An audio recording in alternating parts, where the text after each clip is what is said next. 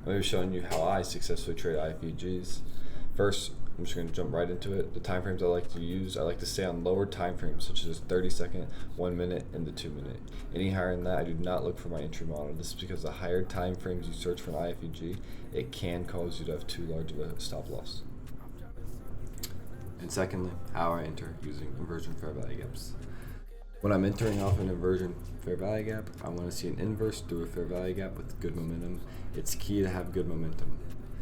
And when it comes to actually buying or selling, I wait for a candle to close either above or below a fair value gap. Whichever way invalidates it, causing it to turn into an inversion fair value gap. And when I enter, I'm using market orders, not limit orders. When finding the fair value gaps, I don't want a fair value gap that looks like it's hidden or already filled or used or respected. I want to look for a clear and very obvious fair value gap in inversion. I also want to make this very clear, I do not use inversion fair value gaps as my only confluence to enter a trade. I use 2 to 3 other confluences such as SMT divergence, higher time frame fair value gap, and liquidity points such as highs and lows.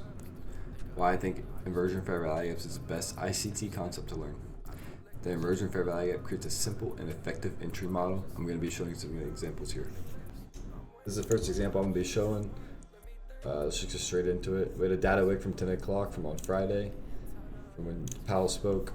Used this as my liquidity. We hit that liquidity. We created this fair value gap right here. This fair value gap was validated with good momentum, which is always key. We gotta have good momentum, and I'll show you how I would enter this trade. Your entry would be right off this candle's closure. The first candle to close either above or below, whichever way it invalidates it, is your entry. Now the stop is like a lot more than I would have asked for, or even would have held through. So it's also another thing to keep in mind. My first take profit, or at least when I'd move to break even, would probably be this high right here. After that, I'd scale at each swing points, but I'd most likely be fully out of the trade right here. This is just a simple explanation. First example. Here's example number 2. Pretty simple, straight to the point. SMT.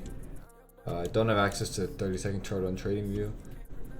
Use Trading8 for my 30-second chart, but I promised you there was a 30-second IFVG in here. I'll show my executions from my Discord.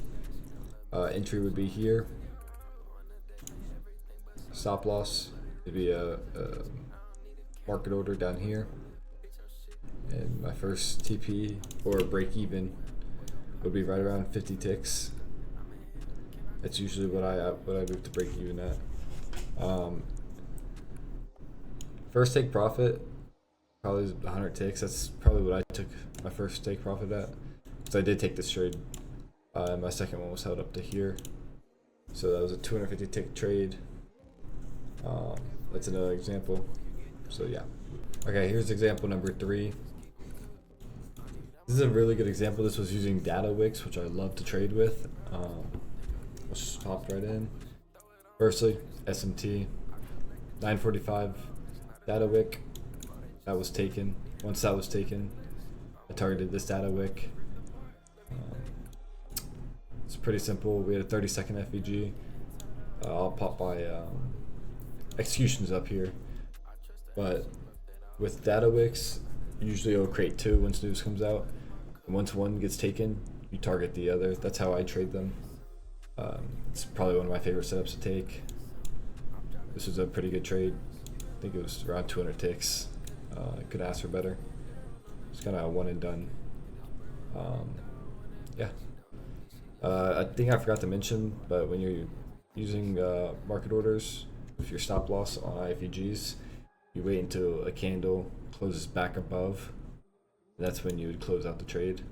It's kind of like the same with entering. You wait to closure. That's pretty much it for this example.